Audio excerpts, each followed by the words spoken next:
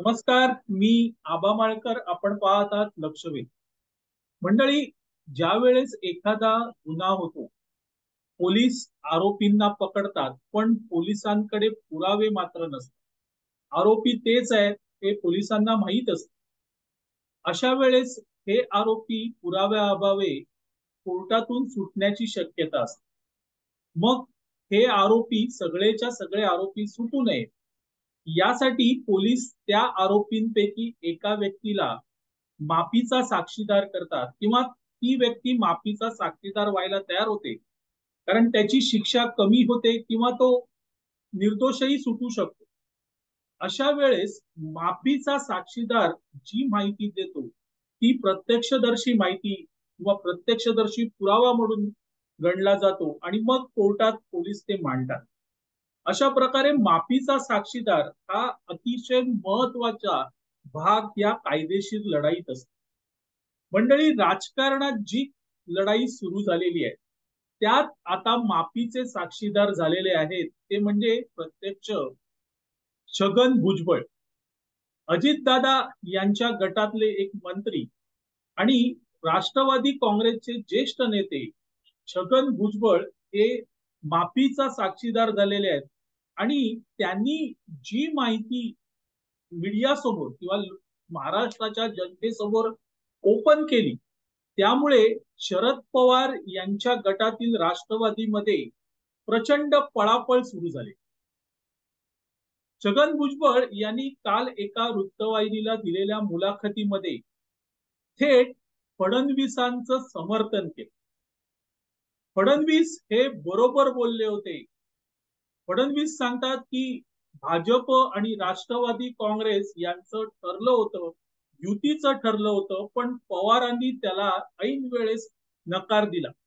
सुरुवातीला पवारांचा त्याला पाठिंबा होता, त्यांच्या संमतीनेच हे सगळं झालं होतं. हे प्रत्यक्ष दुसरं तिसरं कोणी न सांगता ते छगन भुजबळ यांनी सांगितले आणि त्यामुळे त्यावर विश्वास ठेवावा लागतो मित्रांनो. ज्या वेळेस देवेंद्र फडणवीस असं म्हणाले की पहाटेचा शपथविधी त्याच्या अगोदर आमचं हे ठरलं होतं की शिवसेनेला बाजूला ठेवायचं आणि भाजप आणि राष्ट्रवादी काँग्रेस यांनी एकत्र येऊन सरकार स्थापन करायचं आणि ते सरकार स्थापन झालं की मग पुढे सगळं व्यवस्थित होईल. त्याप्रमाणे खाते वाटप वगैरे झालेलं पालकमंत्रीही ठरले होते. पण ऐन वेळेस शरद पवारांनी विश्वासघात केला, हे फडणवीस यांचं वक्तव्य होतं. आता त्याचा इन्कार अर्थातच शरद पवारांनी केला की आम्ही असं काही ठरवलं नव्हतं. त्यानंतर मित्रांनो, अजितदादांनीही तेच सांगितलं. अजितदादाही म्हणाले की हो, पवारांचं आणि भाजप यांचं ठरलं होतं, मीही तेव्हा तिथे होतो, पण त्याचाही इन्कार झाला. आता कसं आहे, देवेंद्र फडणवीस असतील तर देवेंद्र फडणवीस हे विरोधी पक्षातले, त्यामुळे त्यांच्या म्हणण्यावर किती विश्वास ठेवायचा हा एक मुद्दा झाला. अजितदादा आता त्यांना जाऊन मिळाले, त्यामुळे अजितदादा काय म्हणतात त्याच्यावर किती विश्वास ठेवायचा हाही प्रश्न निर्माण होतो. पण मित्रांनो, छगन भुजबळ ज्या वेळेस असं बोलतात आणि ते सांगतात की नाही असं झालं होतं, शरद पवार यांनी भाजपशी संधान साधलं होतं आणि सरकार स्थापन करायचं निश्चित झालं होतं, त्यावेळेस त्याला महत्व येत. कारण छगन भुजबळ ही एक तटस्थ व्यक्ती आहे. ती ना अ, देवेंद्र फडणवीस यांची ना पवारांची, म्हणजे या प्रकरणात. हा, ते राष्ट्रवादी काँग्रेसमध्ये होते तेव्हा, पण या प्रकरणात कारण ह्या गोष्टीची कल्पना फक्त देवेंद्र फडणवीस, अजित पवार आणि शरद पवारांना होती. आणि छगन भुजबळ त्याला दुजोरा देत आहेत, त्यामुळे निश्चितच छगन भुजबळ हे माफीचे साक्षीदार आणि त्यांनी प्रत्यक्ष घडलेली घटना सांगितलेली. मंडळी, इतकंच नाही तर छगन भुजबळ यांनी पुढे जाऊन त्या मुलाखतीत सांगितलं की अध्यक्ष राष्ट्रवादी काँग्रेसचं ते अध्यक्ष करायचं सुप्रिया सुळे यांनी. आणि मग ज्या वेळेस शिंदे मुख्यमंत्री झाले होते त्याच वेळेस राष्ट्रवादी काँग्रेसने सरकारमध्ये सहभागी व्हायचं, म्हणजे विमान ठरलं होतं, कुठे जायचं ते ठरलं होतं. आणि शेवटच्या क्षणी जयंत पाटील पवार साहेबांना विचारायला गेले की आम्ही आता जातो, आणि त्यावेळेस पवार साहेबांनी माघार घेतली. नाही, आपण भाजप सोबत जायचं नाही असं त्यांनी सांगितलं. आता हा जो मुद्दा आहे, तो मुद्दा अधिक स्पष्ट करताना छगन भुजबळ म्हणतात की त्यावेळेस सुप्रिया सुळे या अस्वस्थ झाल्या होत्या, त्या कमालीच्या अस्वस्थ झाल्या होत्या. भुजबळांनी दिलेली ही माहिती माफीच्या साक्षीदार या भूमिकेतून दिलेली आहे. आणि ज्या वेळेस भुजबळ बोलले त्यानंतर खऱ्या अर्थाने मित्रांनो राष्ट्रवादी काँग्रेसच्या शरद पवार यांच्या गटामध्ये प्रचंड खळबळ उडाली.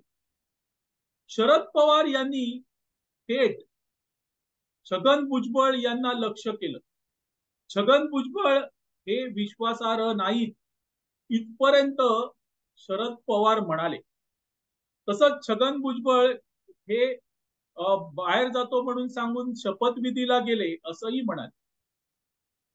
शरद पवार ज्या वेळेस ही टीका छगन भुजबळ यांच्यावर करत होते त्यावेळेस ते अस्वस्थ होते, कारण त्यांना कळत होतं की भुजबळांनी माफीचा साक्षीदार होऊन फडणवीसांना समर्थन दिलंय. फडणवीस जे काय म्हणाले ते 100% खरं आहे हे स्पष्ट केलं होतं.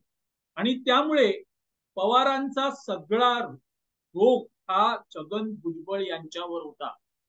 छगन भुजबळ यांना पवार टार्गेट करत होते. इतकंच नाही मित्रांनो, तर सुप्रिया सुळे यांनी देखील छगन भुजबळांना टार्गेट केलं. त्यांनी मान्य केलं की मला अध्यक्ष करण्याचा प्रस्ताव होता, म्हणजे प्रत्यक्षरित्या त्यांनी छगन भुजबळ यांना पाठिंबा दिलेला आहे. मला अध्यक्ष बनवण्याचा प्रस्ताव होता, पण मी अस्वस्थ होते कारण ही विचारसरणी सोडून भाजप बरोबर हात मिळवणी कशी करायची याची मला चिंता होती म्हणे. आणि दुसऱ्या बाजूला पवारांची काय बोलायचं, आणि शेवटी पवारांनी नाही म्हणून सांगितलं आणि माझा जीव भांड्यात पडला, कारण आम्ही त्याच विचारसरणीवर जाणार आहोत असं सुप्रिया ताई म्हणाल्या. म्हणजेच अध्यक्ष बनवण्याचा प्रस्ताव होता त्यांचे, ते अध्यक्ष झाल्यानंतर भाजपमध्ये जायचं देखील प्रस्ताव होता किंवा सरकारमध्ये सहभागी व्हायचा देखील प्रस्ताव होता. असं असताना आतापर्यंत मित्रांनो शरद पवार हे सातत्याने त्याचा इन्कार करत आलेले आणि फडणवीस खोटं बोलतायत असं काही नव्हतंच हे पवार सातत्याने सांगतायत. पण भुजबळ माफीचा साक्षीदार या भूमिकेत शिरले आणि त्यांनी दुसरं तिसरं काही केलं नाही, तर त्यांनी शरद पवार यांचा मुखवटा पाडला. इतकंच नाही मित्रांनो, तर त्यांनी सुप्रिया सुळे यांचाही मुखवटा पाडून टाकला. आणि भुजबळांनी दाखवून दिलं की मी जोपर्यंत गप्प आहे तोपर्यंत सगळं ठीक आहे, पण मी जर बोलायला लागलो तर काय आणि काय काय बाहेर येईल याची कल्पना करा, हे अप्रत्यक्षरित्या भुजबळ यांनी सांगितलं. आणि ते मुलाखती दरम्यान बाहेर आल्यावर खऱ्या अर्थाने पळापळ झाली, कारण ते सत्य होतं. ते सत्य होतं मित्रांनो, आणि ते सत्य जे भुजबळांच्या मुखातून बाहेर आलेलं होतं ते कोणीही नाकारू शकत नव्हतं. आणि मग त्यासाठी भुजबळांवर टीका सुरू झाली. असो, सांगायचा मुद्दा इतकाच आहे मित्रांनो की फडणवीस बोलले ते खरं ठरलं, मात्र पवार साहेब इथेही उघडे पडले. आणि पवार साहेबांना उघडं पाडणारा दुसरं तिसरं कोण नाही, तर त्यांचेच चेले जे शरद पवारांना गुरु समान मानतात, त्यांचेच चेले छगन भुजबळ यांनी त्यांना उघडं पाडलं. मंडळी, तुर्तास इथे थांबतो. आपल्याला हा व्हिडिओ आवडला तर लाईक करा, शेअर करा आणि लक्षवेधला जास्तीत जास्त सबस्क्राईब करा. सबस्क्राईब करताना बेल आयकॉन जरूर दाबा. धन्यवाद.